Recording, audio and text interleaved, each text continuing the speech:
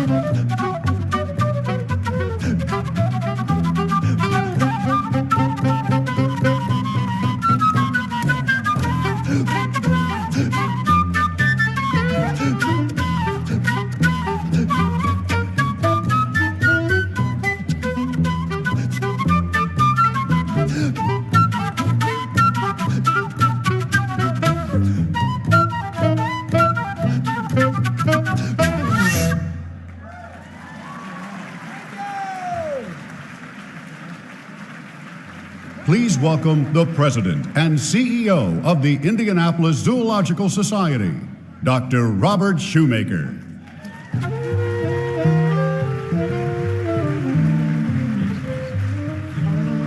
Good evening.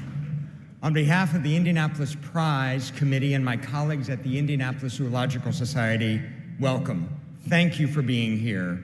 I'd also like to, please.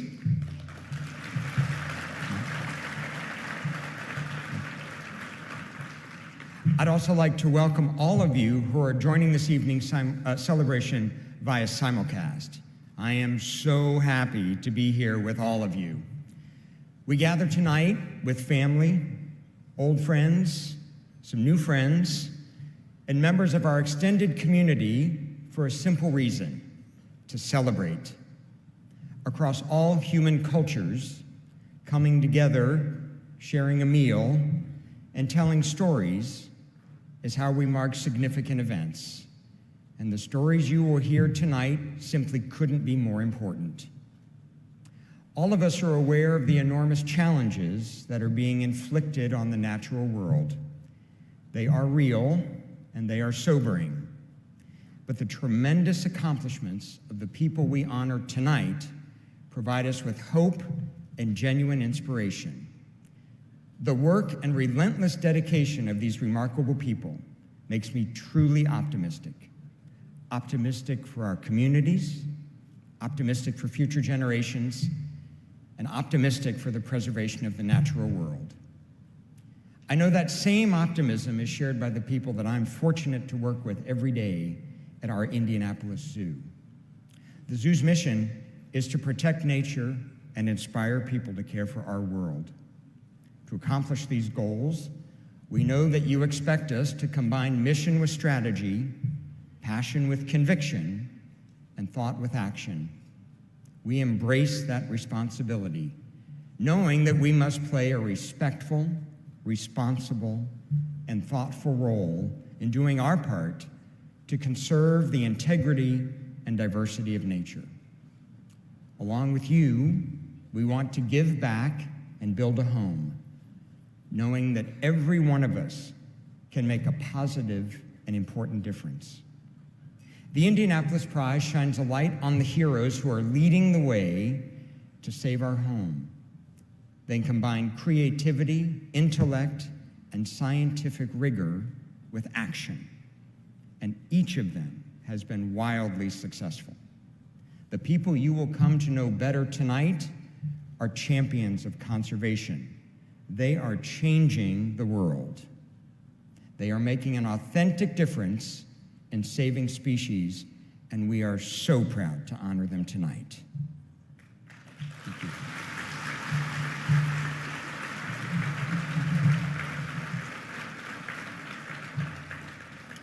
Our celebration tonight has been made possible by several generous donors. The Eli Lilly and Company Foundation is a founding partner, and the Lilly Endowment has been instrumental in securing the future of the Indianapolis Prize. Cummins is the presenting partner for tonight's gala. The Heritage Group is our partner for outreach and education. Polly H. Hicks is our VIP reception sponsor, and PNC Bank sponsored the welcome reception. WTHR Channel 13 is our leadership partner and will air an hour-long special on the Indianapolis Prize next Friday. Please help me thank our partners.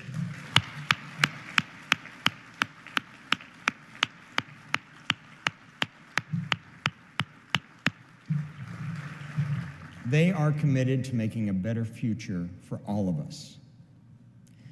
There are 8 billion people in our world, but just a few champions for our planet who have the right stuff to be the 2021 Indianapolis Prize finalists. They are building the home we will pass to those who follow us.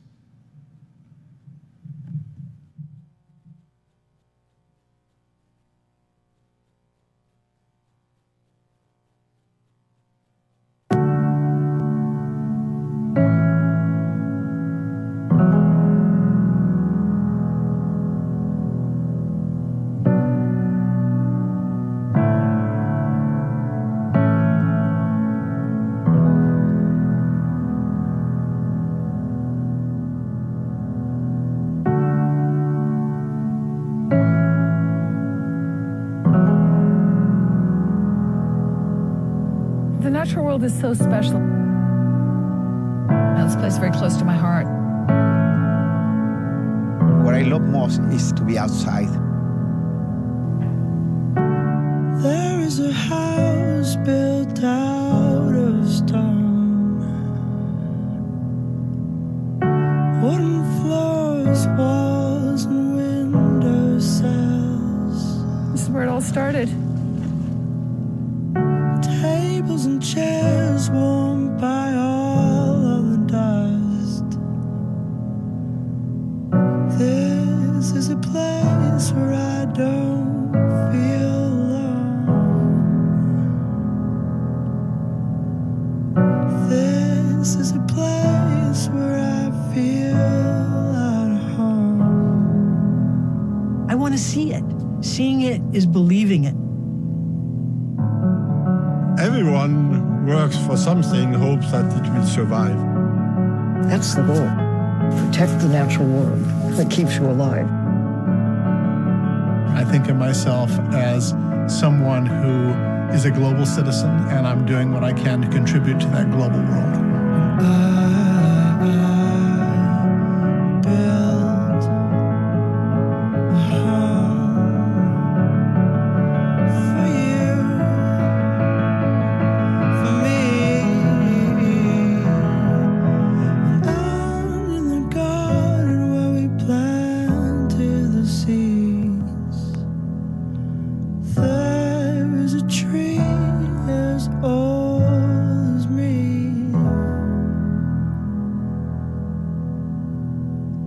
Branches were sold by the color of green. I climbed the tree to see the world. The only way to improve things is to continue to fight. Everybody can make a difference for the ocean and for the world. Just throw your heart and soul into it. The main mission of my life is to save as many species of plants and animals from extinction.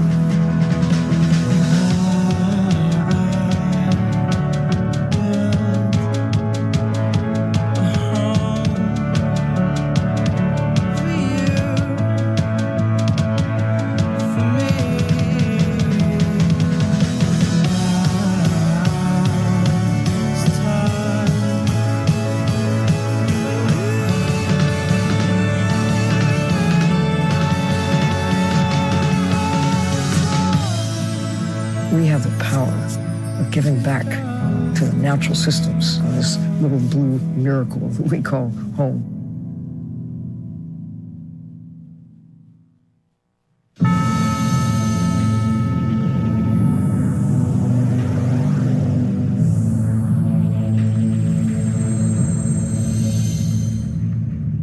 Ladies and gentlemen, please stand and welcome the finalist for the 2021 Indianapolis Prize.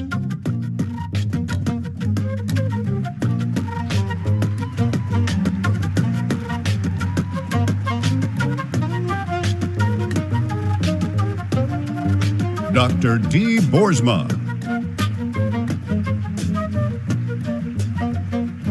Dr. Christoph Bosch,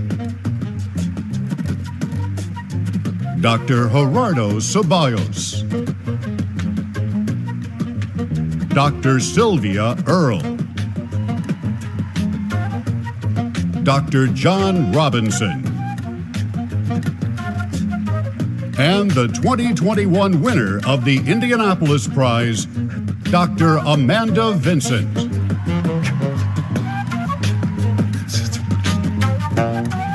Ladies and gentlemen, the 2021 Indianapolis Prize honorees.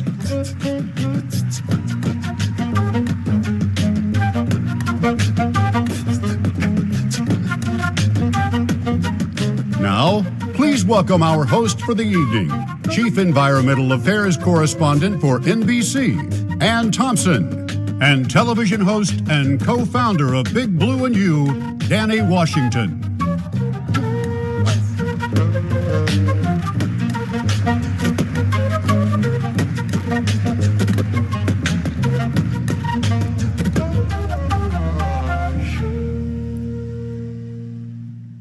Good evening.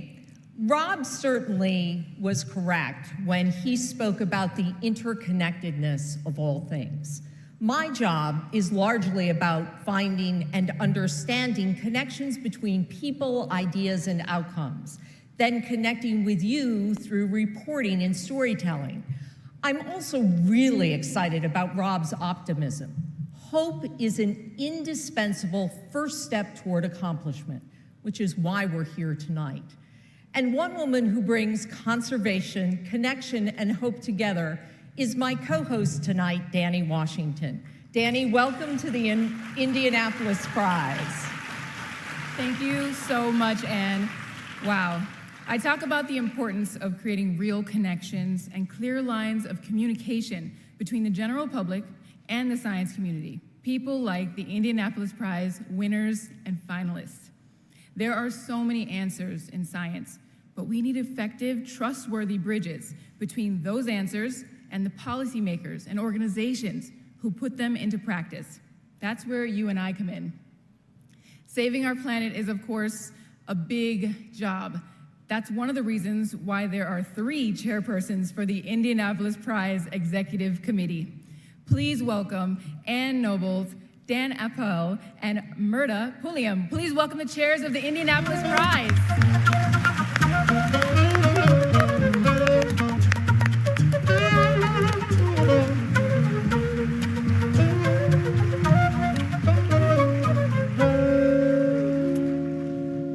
Good evening. I speak for Dan and Ann when I say it's great to see so many friends and familiar places. I think we've all missed one another. The Indianapolis Prize is all about sustainability, doing what we can to strengthen the future for all of us. We've made a number of changes to the Indianapolis Prize over the years.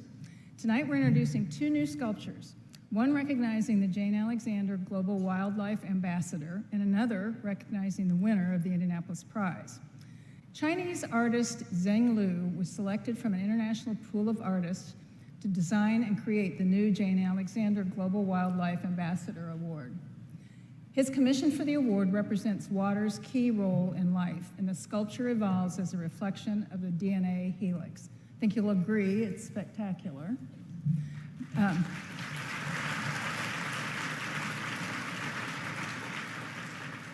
Bruce Little, a South African artist, is a sculptor and a conservationist. His commission for the Indianapolis Prize Winners Award is created in bronze and represents endangered species from our skies, waters, and land. And I can't help but just turning around to look at the pictures. It aims to inspire empathy and appreciation for nature. It embodies the complexity and the precious nature of our world. Let's please recognize the artists who created these important works.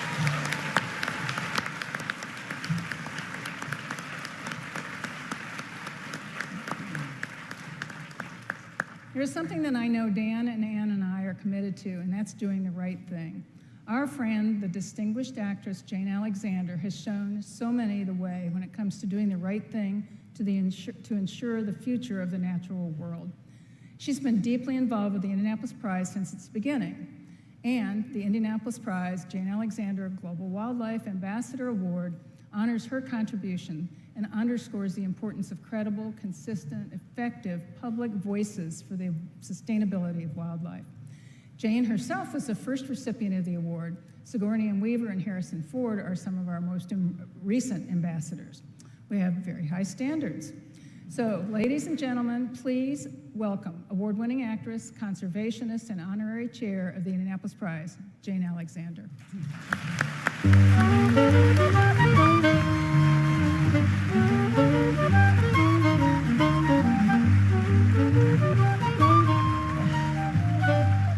Thank you. Thank you, Ann, Myrta, and Dan, and good evening, everyone. I've been a conservationist for as long as I can remember, and a part of the Indianapolis Prize from that very first stunning gala 15 years ago. Perhaps you will remember it, some of you. Yes. While our world has certainly changed since then, the work of so many good people fills me with optimism. These good people include children, parents, scientists, actors, teachers, journalists, and business people. More people every day are understanding that our planet's future and the futures of our children and grandchildren rely on a world that is rich, nurturing, and joyful. People like the Indianapolis Prize finalists and winners are showing us the way, but they do need help sometimes to get their message across. When the Indianapolis Prize created the Jane Alexander Global Wildlife Ambassador Award, it was to do just that. And I am deeply, deeply honored to have the Ambassador Award named for me and to have been its first recipient. I know that Sigourney Weaver and Harrison Ford are equally honored, pleased to have an additional platform from which to tell the story of conservation heroes, their challenges, and their victories. And now we have a new champion. His Serene Highness, Prince Albert II of Monaco, is a man for our time. He studied political science at Amherst College and then continued his studies in economics and management, and he was a 5-time Olympian. He's also a lieutenant commander in the Naval Reserve. His Serene Highness has led multiple judicial and legal reforms in Monaco, including protections of the privacy of individuals in the face of technological growth, freedom of the press, legislative gender equality, and the protection of children's rights and students with disabilities. He's committed to initiatives to promote ethical economic activity, and he is one of the most dynamic conservation champions in the world.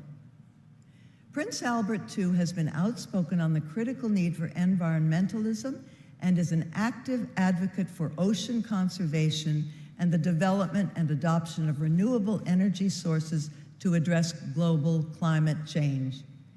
He founded the Prince Albert II of Monaco Foundation in 2006, the same year we presented the first Indianapolis Prize Gala, to directly raise funds and initiate action for ecological sustainability and conservation. His Serene Highness is represented tonight by John B. Kelly III. Mr. Kelly is His Serene Highness's cousin and the president of the Prince Albert II of Monaco Foundation, USA. The foundation is focused on climate change, polar and ocean conservation, biodiversity, and clean drinking water. Mr. Kelly is CFO of Vitera and an advisor on alternative energy and material projects. He is a former investment banker and serves on the board of the Fairmount Park Conservancy. His degree from Harvard is in economics. Please welcome John Kelly.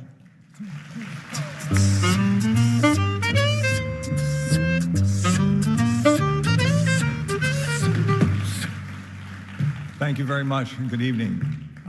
Jane, before I get into my remarks, I just wanted to make a note that, it's Albert's mother, of course, was a great actress, and it's wonderful to have an award for Albert named after another great actress. So, thanks.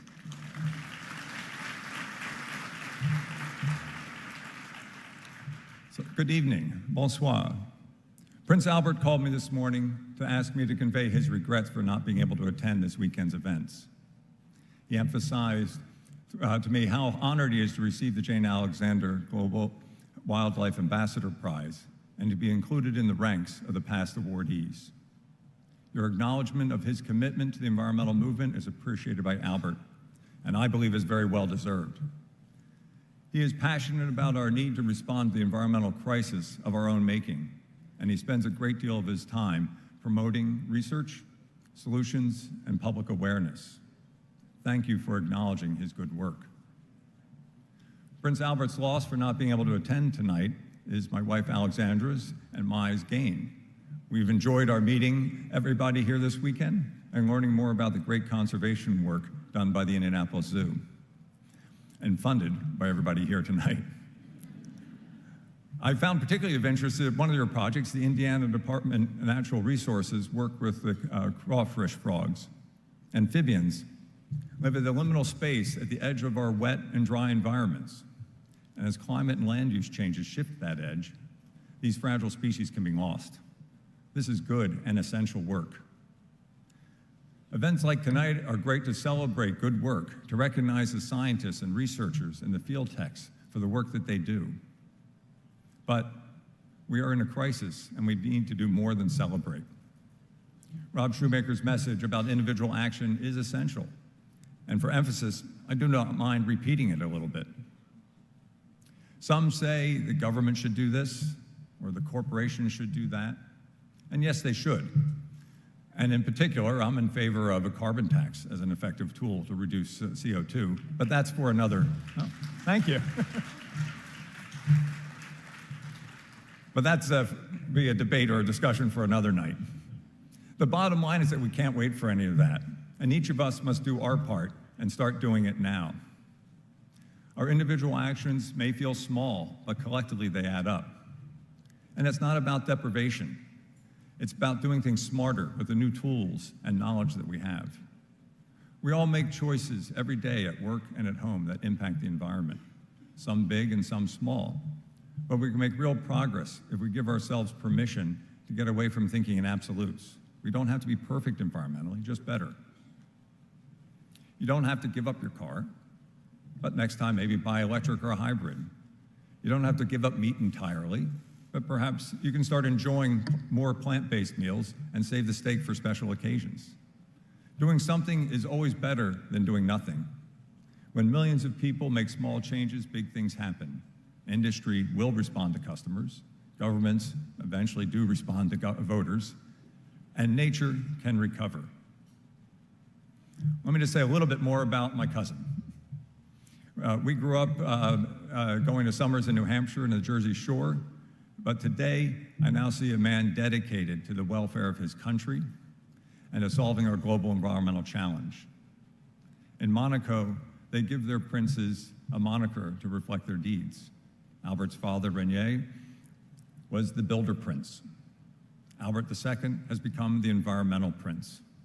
He travels the world with carbon offsets, promoting biodiversity, healthy oceans, and can I say, being a wildlife ambassador.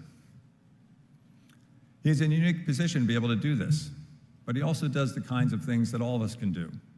When we were hiking in Ireland, he starts picking up some of the plastics and things we find on the trail.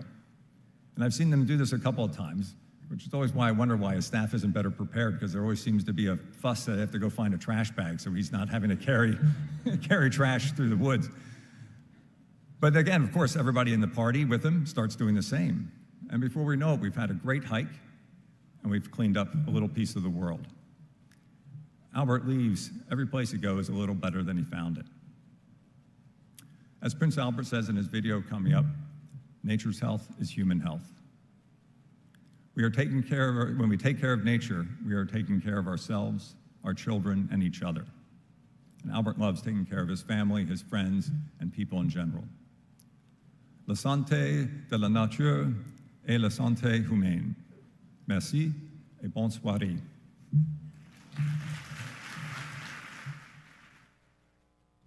Ladies and gentlemen, dear friends of the Indianapolis Prize, good evening. I'm extremely honored to be receiving such an important award, a truly significant one in the field of animal conservation. I'm earnestly grateful to the jury for this recognition, confirming my actions toward public awareness and protecting the environment, and placing the Principality of Monaco at the forefront of countries concerned with conservation. Please allow me to take this award as an additional encouragement to pursue my action and to stick to my convictions. It will help me keep on my commitments and my contributions to the preservation of the oceans, the conservation of coral reefs and marine protected areas, and strive to protect endangered marine species. It leads us to say that I would have preferred to have traveled to the United States to be among you tonight to receive this honor. Like my great-great-grandfather, Albert I did a century ago. Indeed, in 1921, during his last trip to the United States of America, he received two prestigious awards, the Cullum Geographical and the Alexander Agassiz Medals. He was an example of openness to others and modernity, a man eager to learn and to listen to the most avant-garde minds. He was one of the first heads of state, along with President Theodore Roosevelt, to take the measure of what was not yet called the preservation of the planet. This planet, which we never imagined would one day be in danger, he knew how to perceive its fragility as well as its importance for each and every one of us. Preserving nature has always been part of our family history, and I'm very proud to be able to perpetuate this tradition as a head of state through my government, but also through my foundation. This is the reason why I believe that the environmental fight is nothing else than fighting for humanity. A fight to truly ensure its future through a responsible way of life in a preserved environment. Dear friends, we stand at a juncture where our world is preparing to rebuild itself after more than a year of tragedy, crisis, and uncertainty, and is seeking to do so in a more sustainable and more responsible manner. This reconstruction offers us an unprecedented window of opportunity. But in order to succeed, we must give back nature the place it deserves. Nature is the solution. Nature is the key element to a sustainable future, as it is essential to our health, energy, nutrition, economy, innovation, trade, and international security. Therefore, we cannot afford anymore to allow its destruction. We need a transformative change. To do so, we should rely on scientists, environmentalists, animalists, and activists. Without their rigorous work, relentless and sometimes unrewarding, we undoubtedly would not be aware of what is happening on our planet. They also give us the solution and the support to act in consequences to halt this destruction. They also are the ones that unite us tonight, and I would like to sincerely thank and applaud them for all their work. It is with great pride that I humbly accept the Jane Alexander Global Wildlife Ambassador Award. Thank you.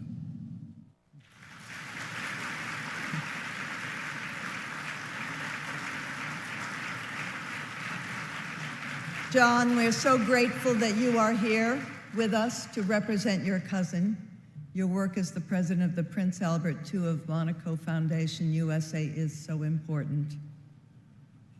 It is my pleasure and my honor, Jane. Thank you very much. Your name on the Global Wildlife Ambassador Award speaks volumes.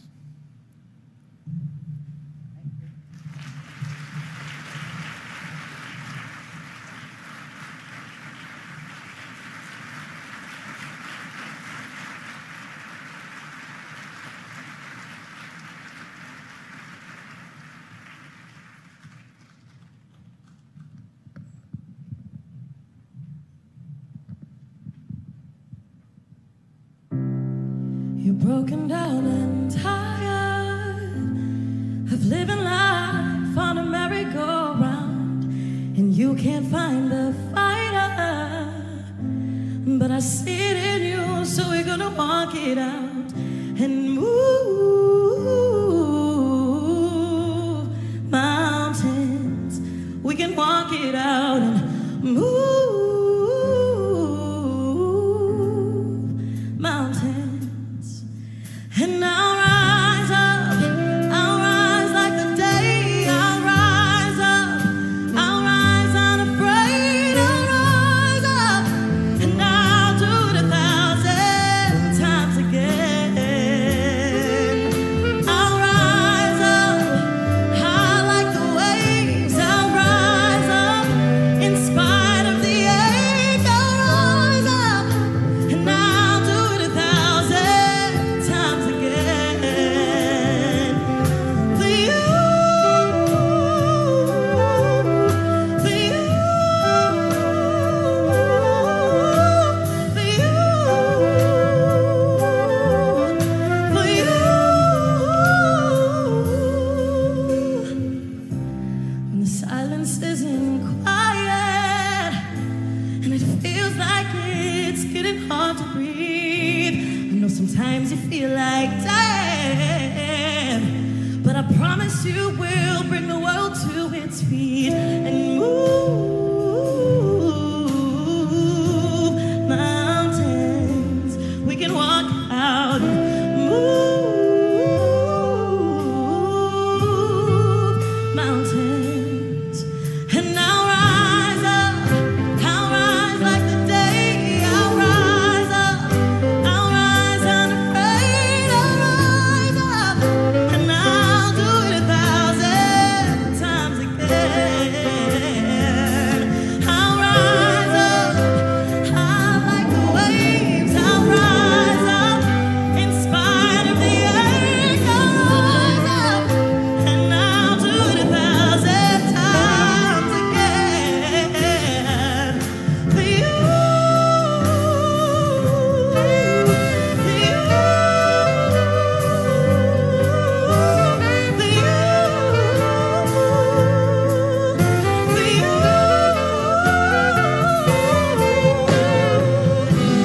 all we need is hope, and for that we have each other, and for that we have each other. We will rise, we will rise, we will rise. Oh, we'll rise for you,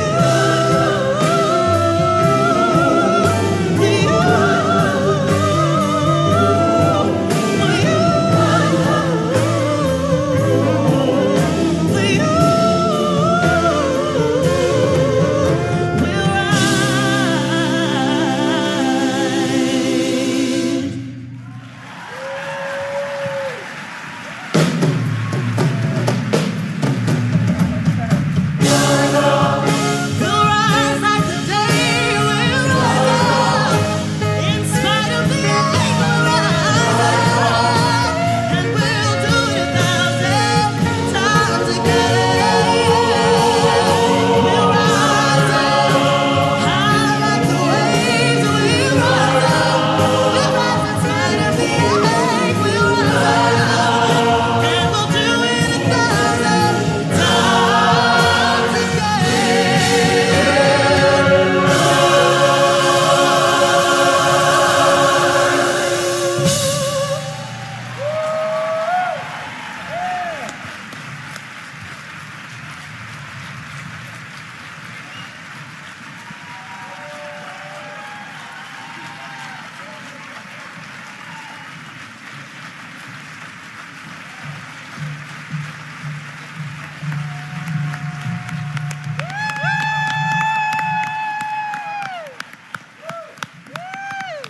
Amazing, absolutely amazing.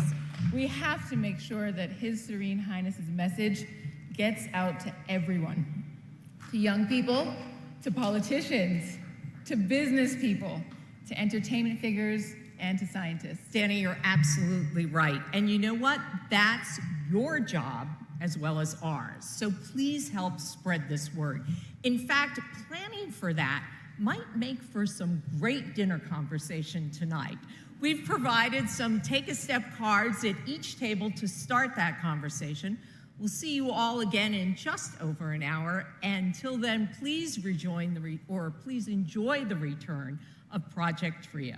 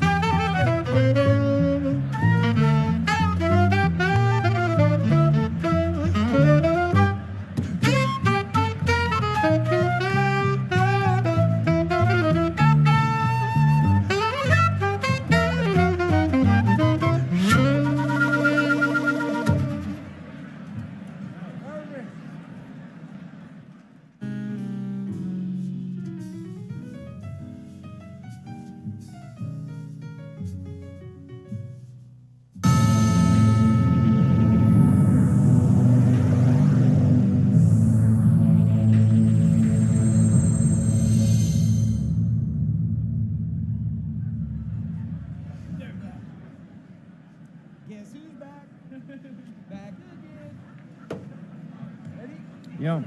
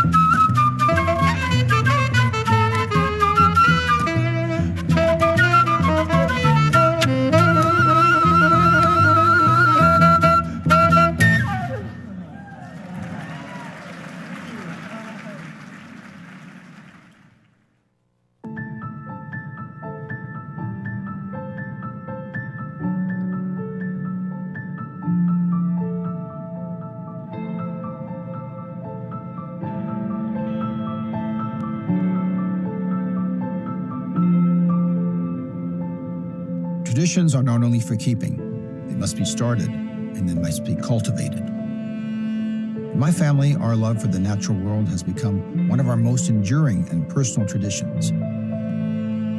It is both our duty and our joy. It started with my great-great-grandfather, who fell in love with the ocean and set sail to study its farthest reaches. He established the world's first oceanographic museum. Later, my father took up the mantle, becoming a champion of ocean sustainability and a fierce protector of the animals who live in it. Today, I'm taking their mission from the past to our present and our future. I've committed myself to finding ways to limit the effects of climate change, to safeguard biodiversity, and to manage our resources sustainably. It's a journey that has led me to the farthest edges of the earth and to my own home.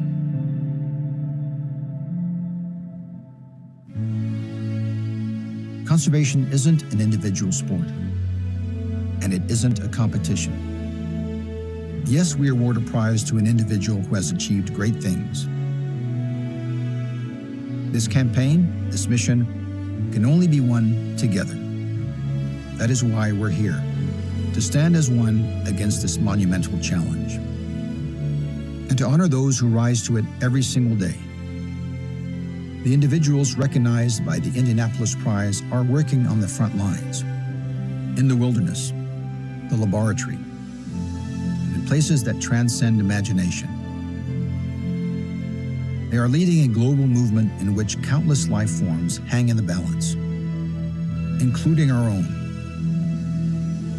Now is the time to stand together and do the right thing,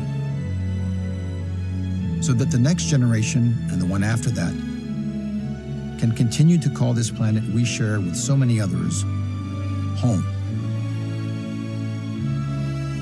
This is the time.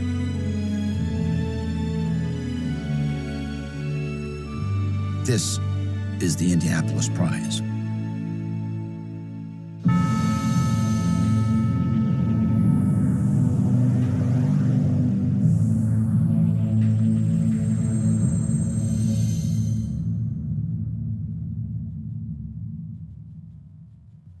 Please welcome back to the stage, Dr. Robert Shoemaker.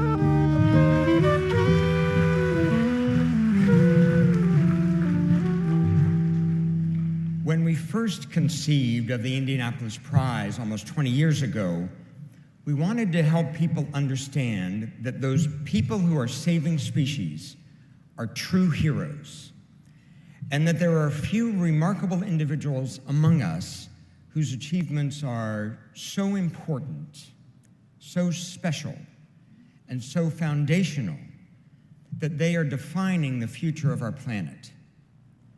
But we knew that the prize would also need to adapt and change. We added the Jane Alexander Global Wildlife Ambassador Award in 2014 to honor those who spread the message of wildlife conservation with credibility, consistency, power, and effectiveness. And now, we are ready to introduce the next important Indianapolis Prize initiative.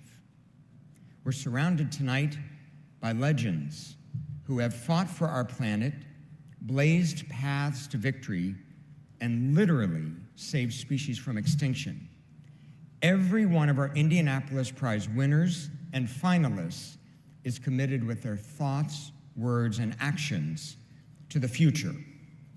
And the future requires that the next generation of conservation superstars be identified, supported, recognized, and mentored.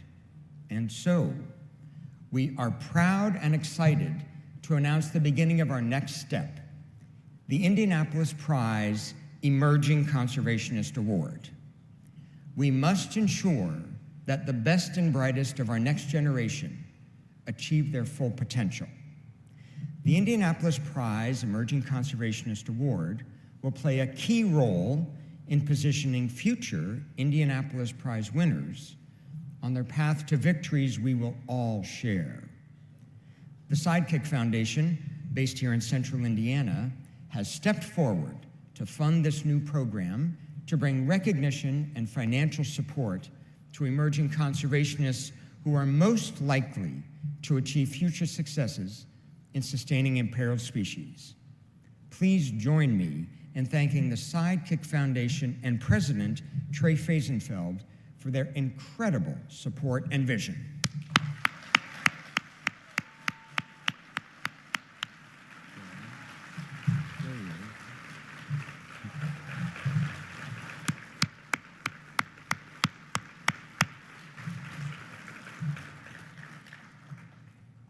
Applications for the very first Emerging Conservationist Award open on Monday, September 27th.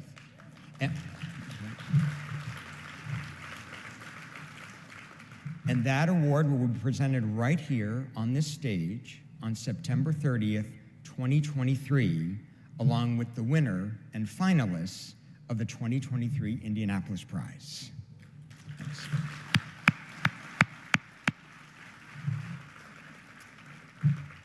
Now, let's welcome back our hosts, Ann Thompson and Danny Washington.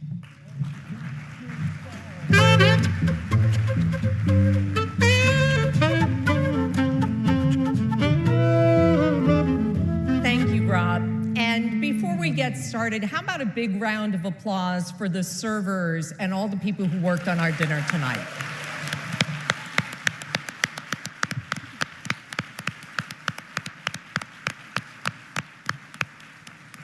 Thank you very much. Now it's time for you to meet 6 of the most important people in the world, the 5 Indianapolis Prize finalists, and the 2021 winner are not just experts, they are champions. A champion is someone with unsurpassed skills and strengths, matchless preparation and understanding, and unwavering dedication. A champion is someone who stands for others, carrying the burdens of many and fulfilling responsibilities that only the best of the best of the best can achieve. As Rob said earlier, there are nearly 8 billion people on our planet today, and in another 30 years, there will be 10 billion. The world for your children and grandchildren, the world they live in just 30 years from now, will be defined in many ways by the people we are honoring here tonight. Their work will establish the ecosystem balances that will determine the food and natural resources, the weather, and the security of those who follow us. And of course, their work will also determine our world's beauty. Our Indianapolis Prize heroes are not just saving species, they are protecting the integrity and diversity of life on Earth.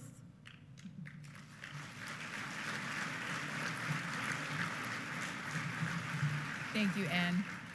Primatologist Dr. Christophe Bosch's first field experience was in Rwanda with a legend, Diane Fossey of Gorillas in the Mist fame. He moved to Côte d'Ivoire to study chimpanzees, and that began a lifetime commitment to our closest genetic relatives. We've seen a decline of 80% in the number of Africa's western chimpanzees, and over the past 20 years alone, we've seen that Christophe Bosch has been quoted and said it's a miracle that there are still chimpanzees at all. What most experts understand is that miracle has a name, and it's Christophe Bosch.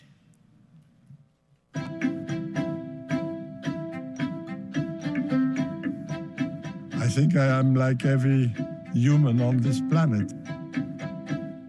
The chimpanzees are our closest living relative. They look sometimes so incredibly similar to us. And, you know, they behave like humans. They use tools. So there is a fascination because when you look at the behavior of the chimpanzees, you somewhere see something about us there. Fresh algae. Christophe has been a leader in chimpanzee conservation in West Africa for decades. His passion for conservation is well known, and he has been instrumental in creating national parks as a tool for permanent protection of the environment and the chimpanzee populations in these countries. Dr. Christophe Bosch is an academic administrator, a professor, and a researcher. But he's also an explorer, a pioneer, and thankfully, a warrior for the survival of beings with whom we share so much. Bush's lifelong dedication to studying and saving primates began early in his career when he worked with mountain gorillas in Rwanda under the legendary Dr. Dian Fossey. In his early 20s, he shifted his focus to the Ivory Coast of Africa, where he has spent much of the last 4 decades studying the behavior and habitats of one of our closest relatives, the chimpanzee. When you start, I had no idea how to find the chimpanzees. There is no path, there is no way. You can lose your way in a second. They all are extremely scared of you. So when we spent our first 2 years in the forest, we only saw black shadows running away. At Tai National Park, Dr. Bosch created the Pan-African Chimpanzee Program, studying an aspect of chimpanzee life that most might overlook, their culture. Developing a new understanding of the rich complexities of the chimpanzee, it also led to a grim discovery of the perils facing them. There were illegal loggings going on everywhere in Africa. The forest is being destroyed, cut. And that, made it very clear to me that you can't be just in your ivory tower as a scientist. You need also to consider what is going on with nature.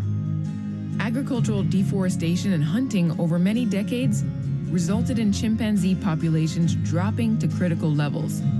Dr. Bosch and his wife Hedwig created the Wild Chimpanzee Foundation, which protects chimpanzees by preserving their habitats. To date, WCF has established protected lands in the Ivory Coast, Liberia, and Guinea, engaging local farmers and policymakers to protect chimpanzee habitat while finding balance in their own way of life. What species is this one? C'est quelle espèce ça? We are working with the farmers. We are also showing them how to do it because we know once we leave, it is very important for the farmer to understand why it is important to leave trees on the farm. This has been a driving thinking in our project to keep this coexistence alive, working with the local communities, because otherwise it will never work. Thanks to Dr. Bosch's Wild Chimpanzee Foundation, the 500 chimpanzees remaining at Tai National Forest will have their best opportunity for survival. The same is true of the Moyen-Bafing region in Guinea, home to the world's largest remaining chimpanzee population. He inspires you just by his passion. If somebody can love nature this much, then there must be a lot of value in it. I feel actually adept toward the chimpanzees. They had allowed me to make my life as a researcher successful, and now I think also that I need to pay back something for the chimpanzees. There's a lot of hope, and the hope is that we have national parks everywhere, and that it will be a sources of well-being for the whole of humanity. The only way to improve things is to continue to fight.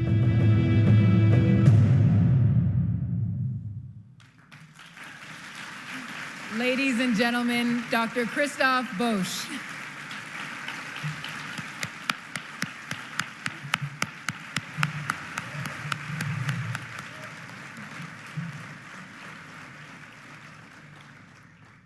Dr. Dee Boersma is a 3-time finalist for the Indianapolis Prize and a true Hall of Famer for wildlife conservation.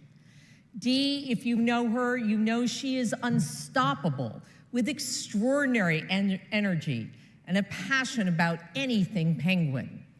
Dee has a unique combination of intellectual understanding, academic rigor, boundless curiosity, and commitment to action. The Magellanic penguins faced challenges that may not have allowed them to make it far into this century.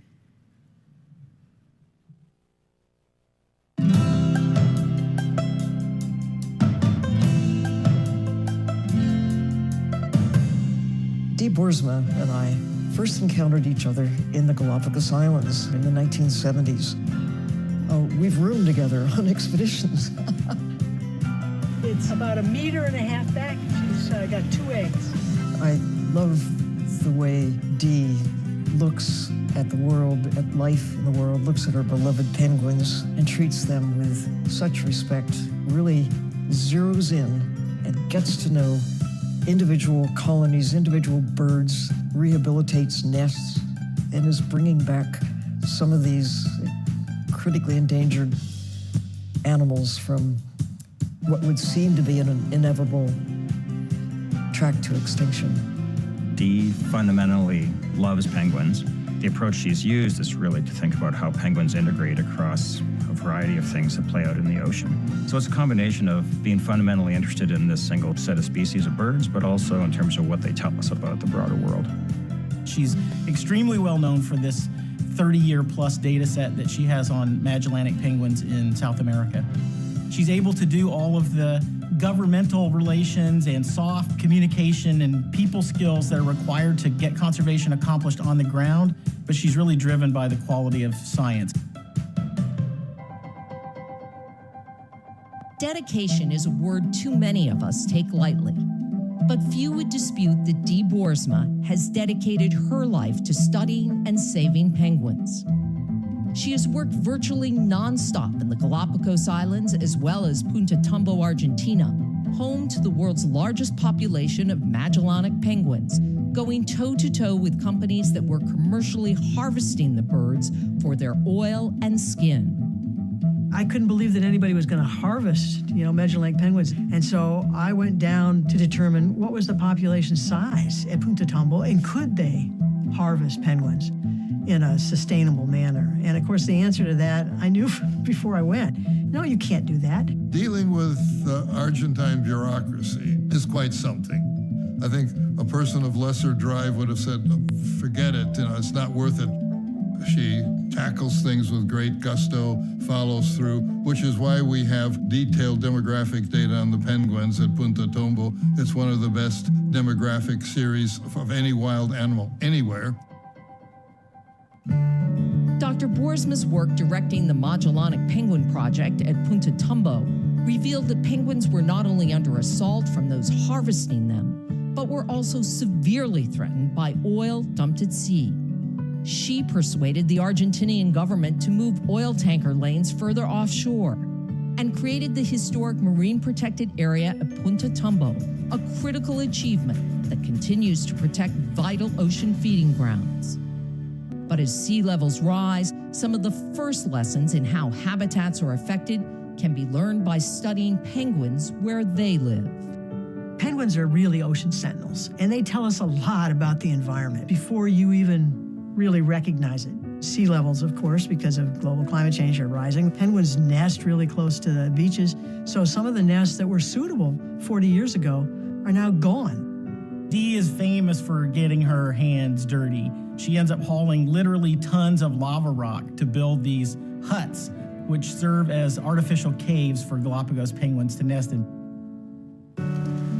Dee's personality is big, it's intense, it's why she's been able to do all that she's been able to do for the penguins, for wildlife. This is a white morph. When you see her working with other students, you can see them all immediately become enthralled in what she's talking about because she exudes so much passion. This 40 years ago was not a marine reserve, it is now. Dee is the ambassador for those organisms that share the planet with us. They don't have a voice unless one of us gives them a voice. Dee has been a powerful voice for them. I want people to change the world, and I want to make it better for wildlife and for conservation. And that's only going to be done one person at a time. All of us can do something.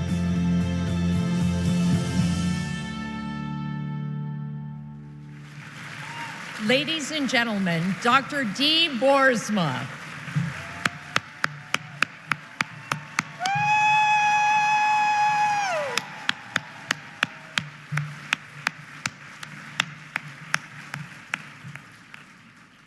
If you were going to make a movie about a swashbuckling conservationist with a serious academic credential, or credentials, as I should say, you might want to get our 2018 Jane Alexander Global Wildlife Ambassador to star in it.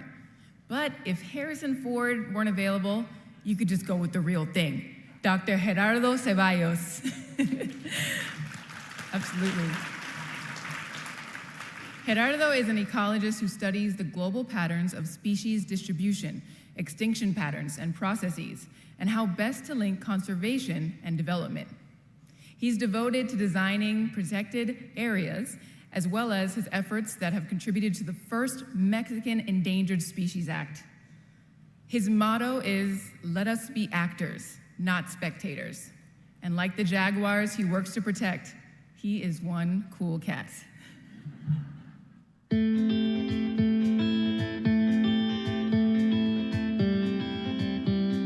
What I love most is to be outside. I really love to go to wild places to see mammals and birds in the wild. This drives basically my appetite to save this species and these habitats, and this keeps me going. And those are the howler monkeys. Yeah. Gerardo is one of the most important conservationist scientists in the world. You are drawn to him and you are drawn to listening to him. He knows what he's talking about. You're gonna have a good time, you're gonna laugh a lot. I will compare him with Jane Goodall, with David Attenborough. The thing about Gerardo is he can make a small thing bigger. Dr. Gerardo Ceballos has dedicated his life to protecting Mexico's richly diverse wild places. In 1991, he helped create the country's first Endangered Species Act, a landmark that protects over 4,000 species and 1.5% of the country's landmass.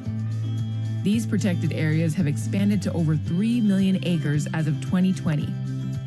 To ensure the safety of these lands, Ceballos focuses his efforts on saving Mexico's most iconic flagship species, the jaguar.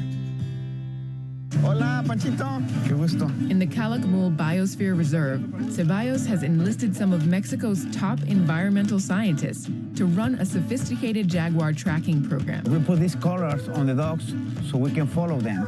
We track the jaguars with them. Under his guidance, the jaguar population in Mexico has grown from 4,000 in 2010 to nearly 5,000 as of 2021. Oh, wow, that's great. This is one of our jaguars.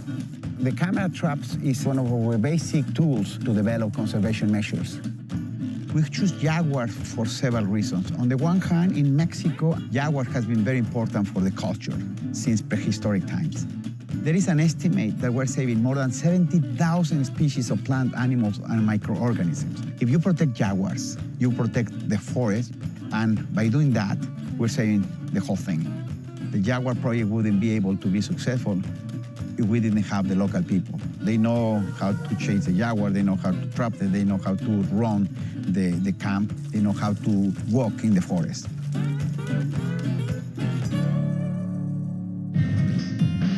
He has actually achieved real conservation strategies, and not only the strategies, but the strategies have become like this, private reserves that really work. Countless species still face the prospect of extinction in Mexico, where climate change, agriculture, and land development continue to threaten its rich biodiversity. Ceballos extends his understanding of conservation planning into the corridors of power, forming the National Jaguar Conservation Alliance and pushing government for policies that support conservation efforts worldwide. In Mexico, he's highly regarded by the government, from ministers of the environment to governors. He has had a lot of influence. He has helped to create several reserves or expand other reserves. And that's a work that should last probably 100 years and will benefit thousands of people. He always tells us that everything can be improved. He always motivates us, showing us example of better projects than this, or people doing better things than us, or how we can grow as biologists. But Gerardo has a goal. I know this guy is a very smart guy. He's a leader in the conservation. He's one of the leaders in the worldwide. We are basically facing what I think is the most important challenge that humanity has faced, because life on Earth depends on the wild plants and animals. How do I keep optimistic in the face of so many challenges? It's hard to tell. It is something I think you are born with, you know. To think my work is helping plants and animals to survive, and it's also giving a better chance for my children to being able to see this when they grown up. I mean, I feel at peace.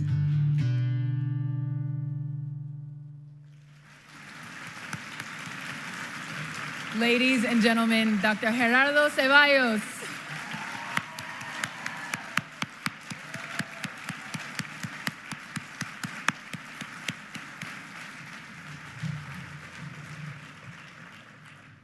Dr. Sylvia Earle has one of the best nicknames in the world. His Serene Highness is not bad, but Sylvia is known as her deepness. We're talking about the person who set the world record for the deepest solo dive without a tether. Also, the world record for the deepest solo free dive without scuba tanks, and who led the first team of women aquanauts on a project that explored the effects of pollution on coral reefs without coming to the surface for 2 weeks.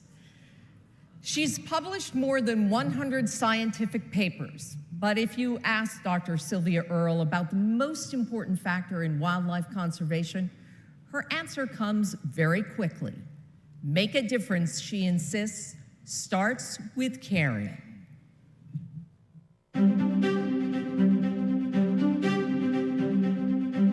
Sylvia is a person of great joy.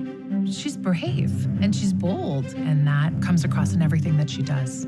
As a woman and as a professional and as a mother, Sylvia provides incredible inspiration on a daily basis. She's on a bigger mission. She rises above. Sylvia's an explorer. She's a scientist, but she's just relentless in that drive to go deeper, go further, be the first human to lay eyes on a part of our world where most life on Earth exists. When she walks into a room, everybody is just in awe over her. They know what a national treasure she is. She is recognized globally as a scientist. I see her as a woman who's trying to save humanity. It may sound like a cliche, but Dr. Sylvia Earle is quite simply a legend. Still hard at work in her mid-80s, she's one of those people who children come home from school talking about, and one of those people you see on posters and in documentaries. New Jersey born, she spent much of her early life in Florida, where she found her calling. My backyard was the Gulf of Mexico, and I think that helped focus my mind and educate me about the diversity of life in the sea. That basic history of life, it's right there for anyone to witness. After earning a PhD from Duke University, Earle applied for the groundbreaking Tektite project in 1969, an unprecedented underwater laboratory off the coast of the Virgin Islands. Earle became the first woman to lead an undersea expedition, giving her all-female team of scientists weeks of uninterrupted ecological studies. People just went crazy over the fact that these women went down there and they were able to carry the gear and they were doing all these things. In 1979, Earle walked untethered on the seafloor at the greatest depth attained by any woman in history. In 1990, she became the first female chief scientist of the National Oceanic and Atmospheric Administration. Later, she turned her attention back to fieldwork, using deep-sea filmmaking to bring the darkest regions of the ocean to a worldwide audience, and working to pioneer technology that will make deep-sea tourism a reality. If there were one thing that I could do to change the way people think about the ocean, and about the creatures who live in the ocean, it would be to get them to just understand that ocean life is wildlife. We need to get people to understand, to care why wildlife matters, and to find the balance, a place for ourselves within the natural systems that keep us alive. In 2006, Dr. Earle inspired then-President George W. Bush to create the Northwestern Hawaiian Islands Marine National Monument. The project was expanded by President Barack Obama, who who came to see Earl's work firsthand at the Midway Atoll in 2016. I see one of your constituents has come up here. I noticed. Doesn't seem that excited about meeting the president. All of us depend on these ecosystems. And Yes. in some ways, they're incredibly resilient if we do the right thing, but they're also really fragile. Dr. Earl received the 2009 TED Prize for her proposal to establish a global network of marine protected areas known as hope spots.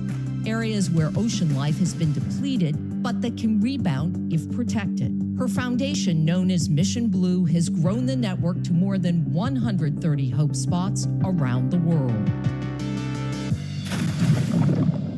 She's the first one to get in the water and the last one to get out. You know, this woman is leaving it all in the field. And so that inspires you to do the same? Don't ever ask to carry her bag. It's kind of a mystery how she's able to keep the pace she does, 300 days of travel. She's as tough as nails. That's her. She's out on the road 6-7 days a week, giving her message because we haven't gotten it yet.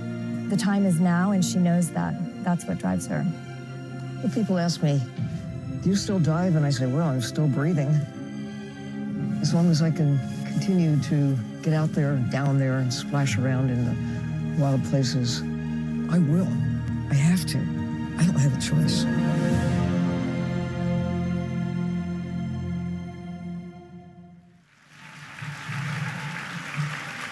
Ladies and gentlemen, her deepness, Dr. Sylvia Earle.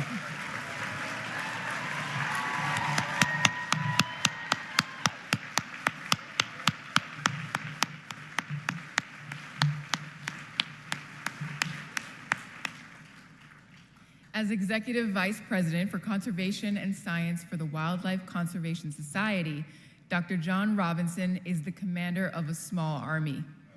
With current work on around 500 projects in 60 countries, WCS is one of the most important conservation organizations in the world. And John has been guiding policy and programs there for more than 30 years. But John's not a desk-bound general.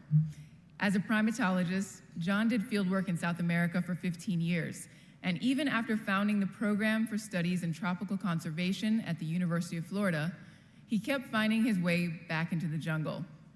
Perhaps the administrator of the United Nations Development Program put it best when he wrote, "There is no doubt that in his mind, that hundreds, if not thousands of species and the land they need to survive would not have been protected in perpetuity, but for John's unstinting efforts to help save life on Earth."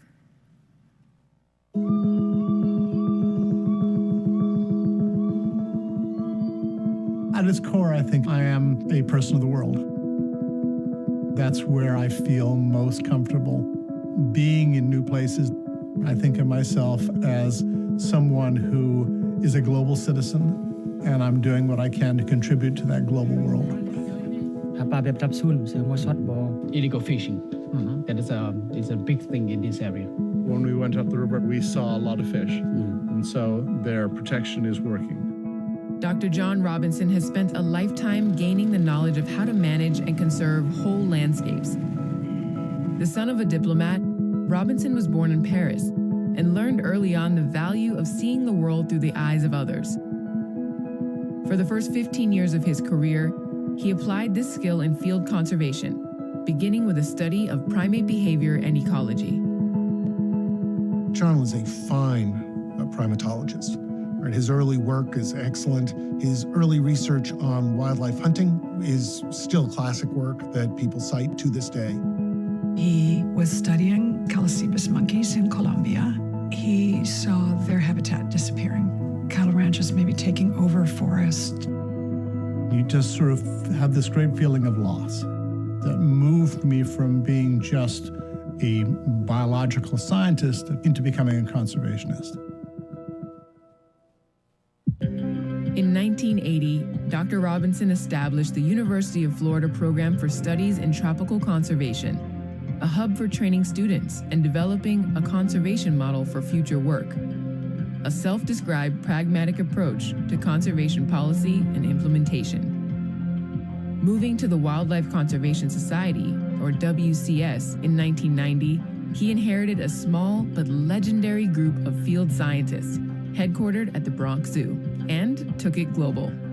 He had the vision to say we could grow this small field research program into a global conservation program. Under John's leadership, it's since then just blossomed and grown. We now have this huge global conservation program doing wildlife conservation in 60 countries worldwide.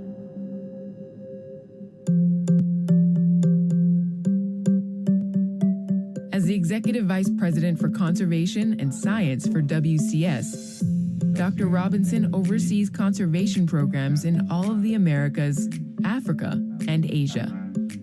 Through empowering local people to manage their home ranges and parks, Dr. Robinson's lasting legacy may be the staying power of these conservation strategies. Wow. So I don't see a WCS logo on a coffee plantation very often.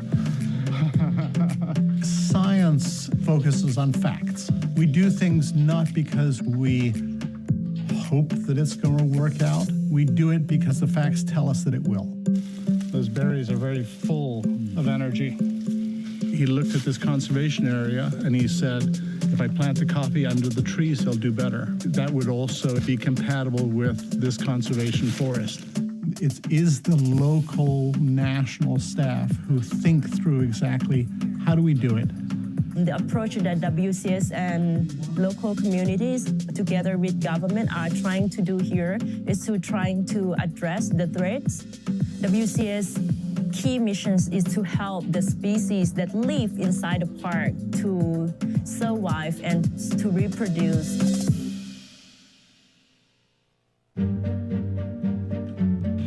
Namat-Pului had almost its full complement of species, but populations had really been pushed down. Also, throughout the park, there still remains unexploded ordnance from what we call the Vietnam War. Rangers at a place like that really have an immense responsibility of protecting the area. They're dealing with people whose livelihoods are very, very dependent on natural resources. This was the brilliance that John had in understanding how conservation really works. Getting people to be able to make a better living doing conservation has always been a priority. But your goal should always be to have an exit strategy that allows what you have achieved to be continued in perpetuity.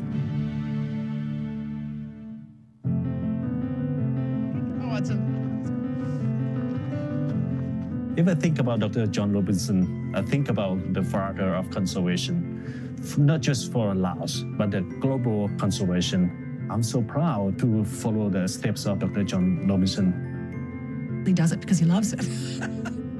Why does he still love it?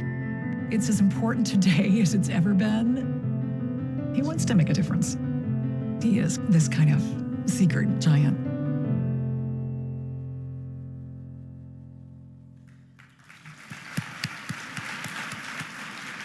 Ladies and gentlemen, Dr. John Robinson.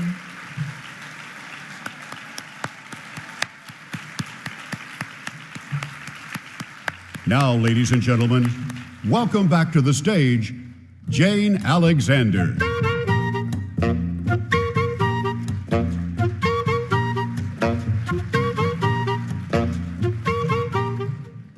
I suspect that some people think it must be easy to be a reigning monarch. But when you're committed to leaving the world in better shape than it was when you entered it, I suspect that there are a fair number of sleepless nights, no matter who you are. His Serene Highness has worked hard to fulfill what he sees as his duty to our planet. He met personally with scientists who could help him understand the importance of oceans for climate and for the incredible range of ecosystem services that marine environments provide. He concluded that the simple fact that half of the oxygen that we breathe is produced by the oceans should be reason enough to mobilize around the issue of better protecting them. And no one understands that better than Dr. Amanda Vincent. Amanda Vincent is a seahorse conservationist, and seahorses need her desperately. Fortunately, she has shown that she not only understands them, but she also understands us. She has shown us how seahorses are flagship species for the health of entire marine ecosystems, and she works to tell good news stories, always seeking solutions that generate optimism and action by the largest possible number of people. Amanda Vincent and her Project Seahorse team have made real, measurable, important gains in marine conservation with exciting outcomes and critical impacts. That is what conservation is about, and that is what the Indianapolis Prize is about. Not just trying hard, but achieving real victories. Dear Amanda, I would like to apologize for not being able to personally congratulate you this evening. Please do receive my warmest congratulations for this well-deserved prize, the world's leading award for animal conservation. I know you are a limitless, restless, and passionate environmental scientist and activist, but also a self-proclaimed ocean optimist. Therefore, I trust you in continuing to inspire us, to educate and teach us on how best preserve this mystical species, which are seahorses. In this respect, I'm pleased to inform you that the Principality of Monaco launched the Seahorse Repopulation Program in the coastal waters of Monaco on June 16th by releasing seahorses into the Larvotto Reserve. I'd like to thank the Indianapolis Prize Committee, which has rightly decided to give this prestigious prize for the first time to a marine biologist. It gives the marine studies an important and well-deserved place in the academic world. Dear Amanda, I'd like to thank you and the Project Seahorse team for your continuous support, your achievements in the marine conservation efforts, but also for your immeasurable impact on ocean conservation and the future of seahorses around the world. Thank you and congratulations.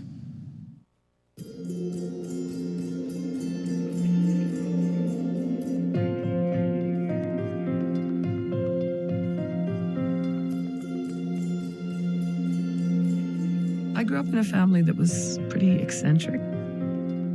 When I was 2 years old, my father and my mother threw over everything to do with our normal life and headed off to South America.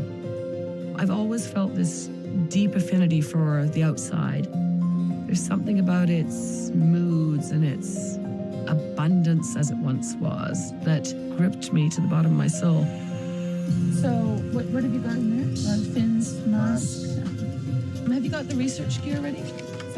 This is how you change the world. You build a future you want with all your heart, one that we all need. You prepare thoroughly.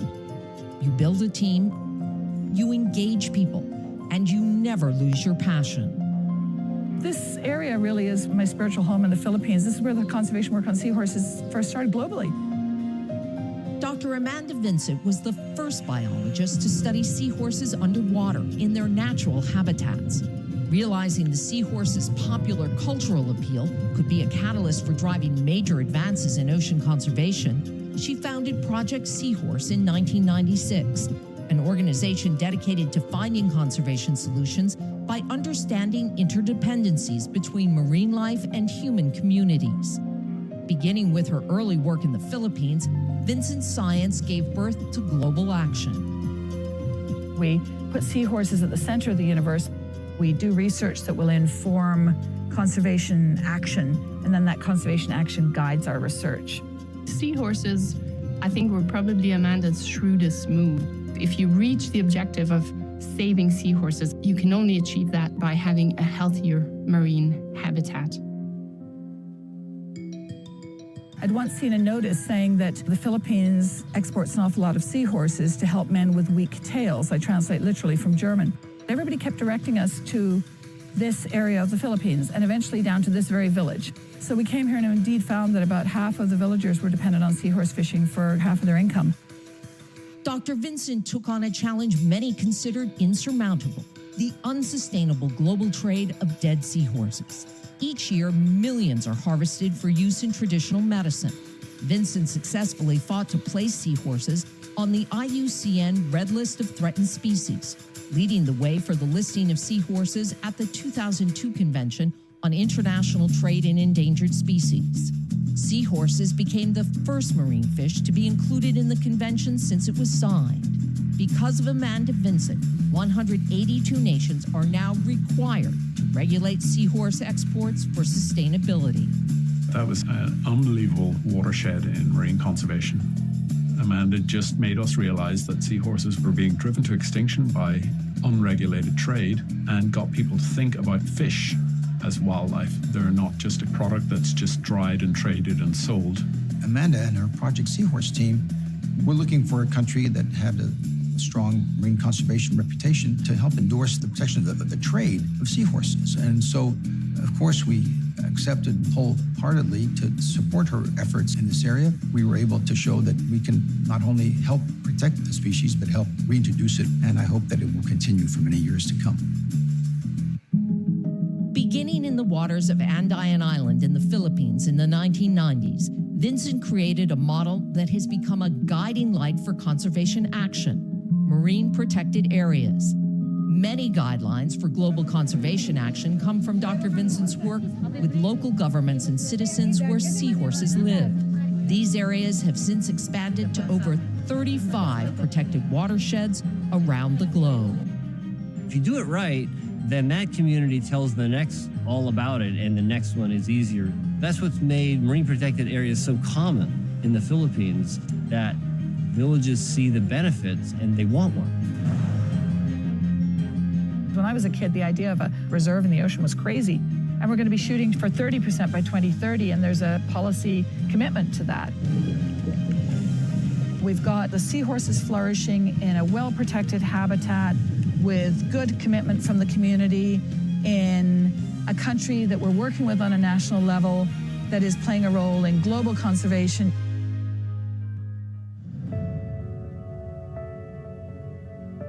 This is where it all started.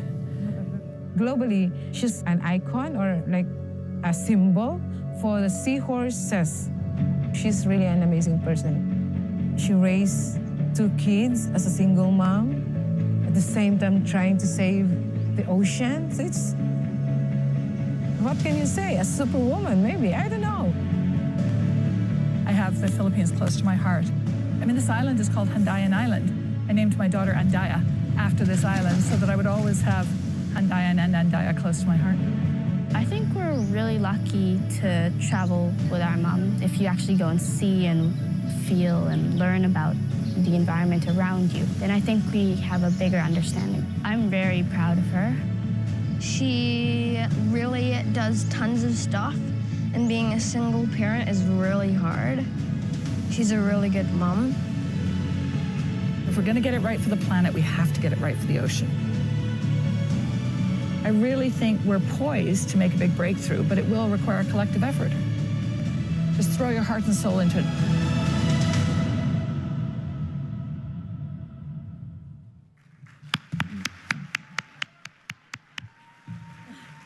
Ladies and gentlemen, please rise and welcome the winner of the 2021 Indianapolis Prize, Dr. Amanda Vincent. Something else, but it's Janet. What? Sorry.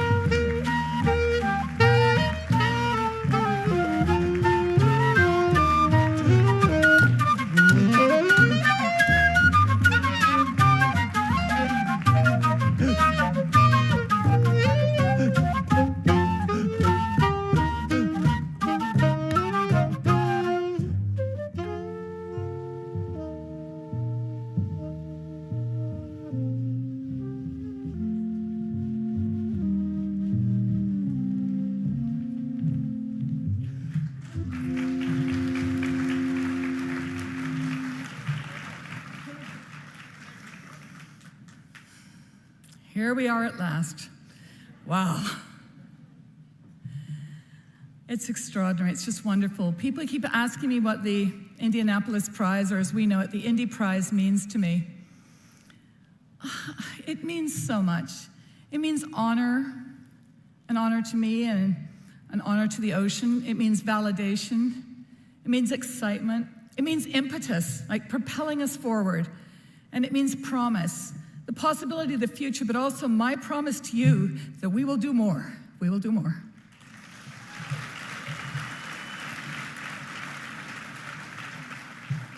I obviously have a few thanks. So many thanks, I'm not going to try to get through them all, but every single person who's touched this voyage has contributed something, and I am deeply, deeply appreciative. The Indy Prize, of course, and all the amazing people here who contribute to it in so many different ways. My wonderful finalist colleagues, 3 amazing men who work on the land, and 2 other amazing women who work in the ocean, and Danny Washington, who works in the ocean. This is really exciting to have ocean people here. It's really splendid, and I'm very, very mindful that this is the first time we've given it to a fully ocean project. I do need to thank my mother, who's here, without whom I would definitely not be here. So thank you to my mother.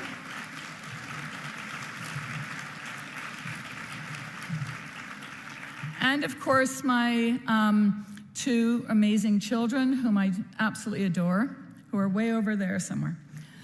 I need to acknowledge my father, who gave me this seahorse brooch when I was 8 years old. He died, unfortunately, but of course, this carries me forward. I need to thank my Project Seahorse family, who have been with me through thick and thin. Heather Coldaway, who's British, so can't be here, but who co-founded Project Seahorse with me. Sarah Foster, who's been working by my side for 20 years. Gina Bestbier with us for 14 years, and so many others around the world, including Mia in the film, who's been with us for 20 years. They are such a delight and such a reward. I want to thank the communities of the Philippines, of Vietnam, and of so many other countries where we've worked, who have shown such faith and confidence in terrible adversity, and who thankfully have been rewarded with generating more fish and slightly improved fisheries because of the work we've done together. Colleagues around the world, particularly in the IUCN Seahorse, Pipefish, and Sea Dragon Specialist Group, and so many other institutions, collaborators, colleagues, non-governmental organizations, every one of you matters enormously. Particularly need to thank donors, of course, too numerous to mention, but I'm deeply grateful to Gillian Chocolates in particular, and the Shed Aquarium and the Langar Foundation.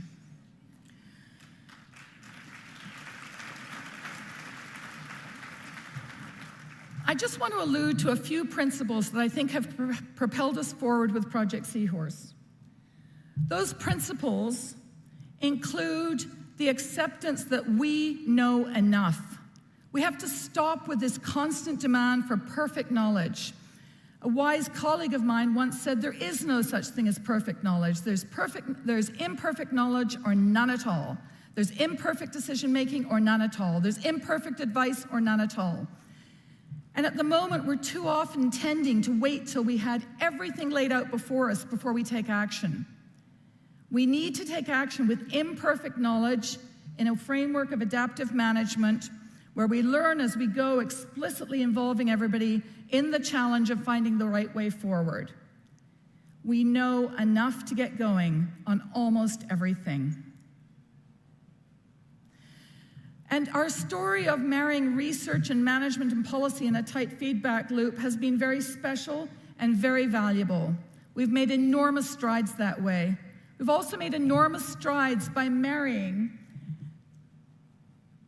community-level work, well, seahorse biology, habitats and ecosystems, community-level work, work with national governments, work on law and order, work on economic activities, right out to the global United Nations conventions. We've done well with that, but we've always kept in mind that conservation is not really a scientific endeavor. It's about human behavior.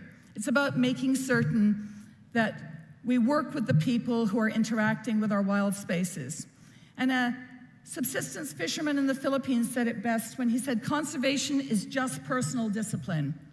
Personal discipline will get us a long way.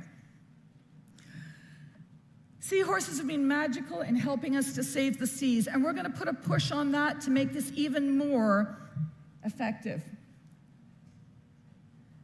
I want everybody to close their eyes for 1 minute, please. Humor me. And I want you to imagine your favorite hillside, your favorite forest, a part of the world you adore.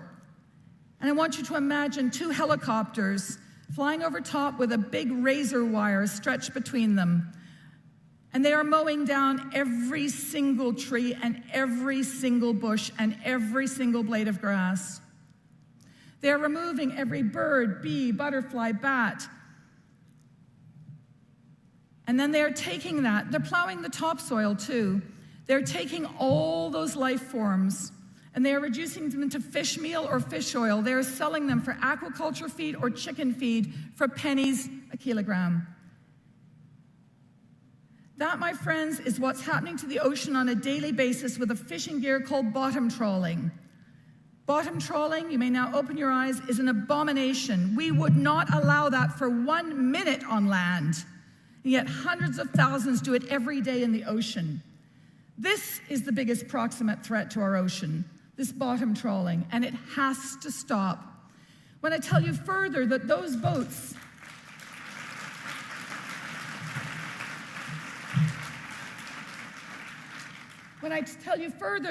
boats are often crewed by slave labor or indentured labor, or that the shrimp caught on them are peeled on shore by women who are enslaved or indentured, you understand my rage. When I tell you that subsidies from our governments around the world are keeping that insane fishing practice going, you'll understand my frustration and the silliness of it, to be generous. But when I further tell you that most of those bottom trawl fisheries have no goal at all, no target, they go out to grab life itself indiscriminately, you'll understand why I call it annihilation fishing. Again, it has to stop. Now, the good news is, I want to go back to His Serene Highness's comments. When the madness stops, the ocean can recover, and that's what matters. The other thing is we know what to do.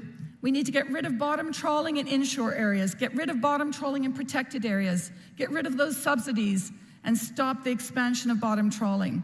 We know what to do. And this, I beg your help on. What we most need is a sense of righteous outrage, and you are my ambassadors, please. Go and talk about bottom trawling, and let's get this into everybody's discussions. I want to raise a ruckus, because I think if people understood, we'd be stopping this, and we'd be safeguarding not just the seahorses, but the other marine life of the ocean. This is where we're going to put our next 10 years. We've heard a lot tonight about how everybody has a way to contribute. And they do. And I'm going to give you a slight framework for that, going from the Philippines, where there are 2 words for the pronoun we, W-E, the 2 words. One is kami, which means a particular group of people hearing this. And one is kita, that means everybody hearing this.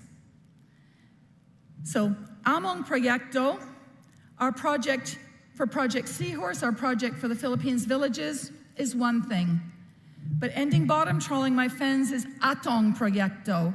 It belongs to kita. It belongs to each and every one of us. It is not a discrete challenge. And I invite you to join us on this voyage.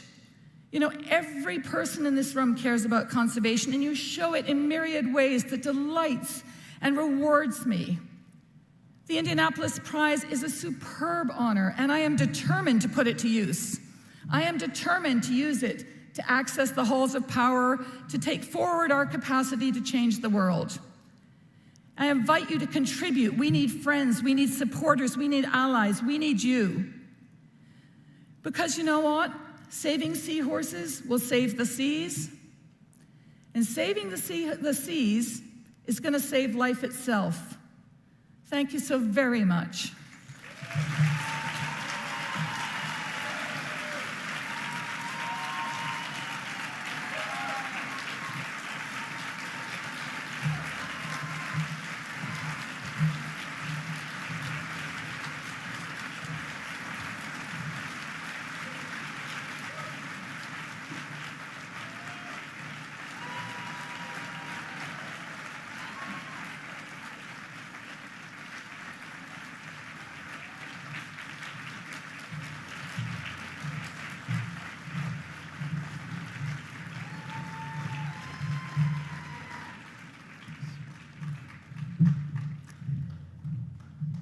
It's an honor for me to be here among the people who are protecting the future of our planet.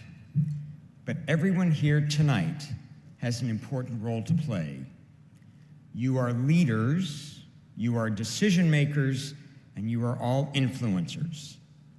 Your actions can make an authentic difference.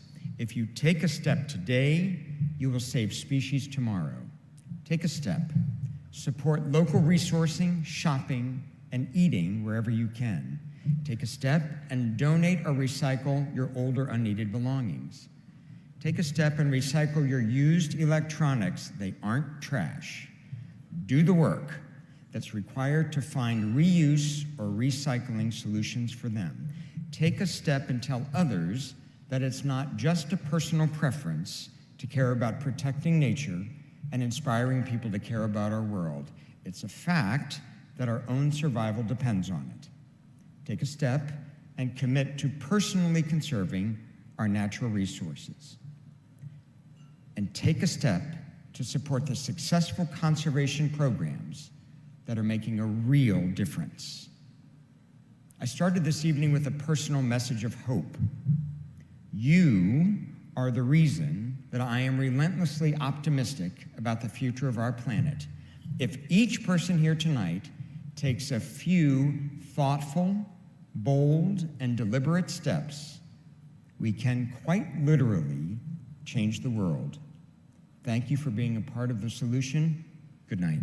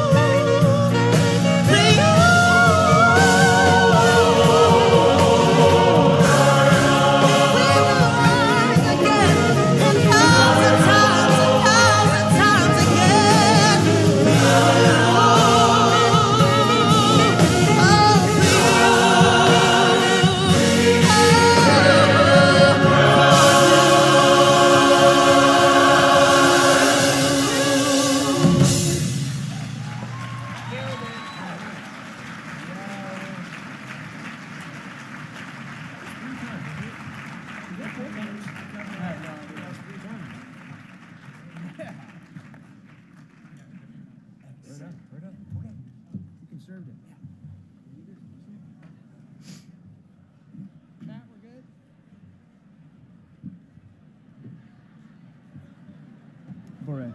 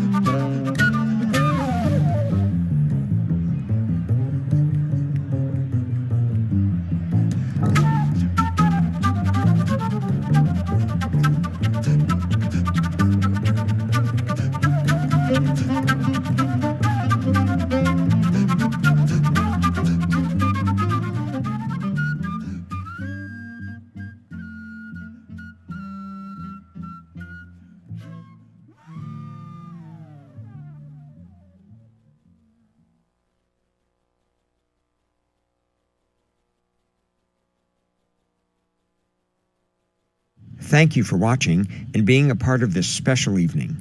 For more information on the Indianapolis Prize and how you can take a step to help wildlife, go to indianapolisprize.org.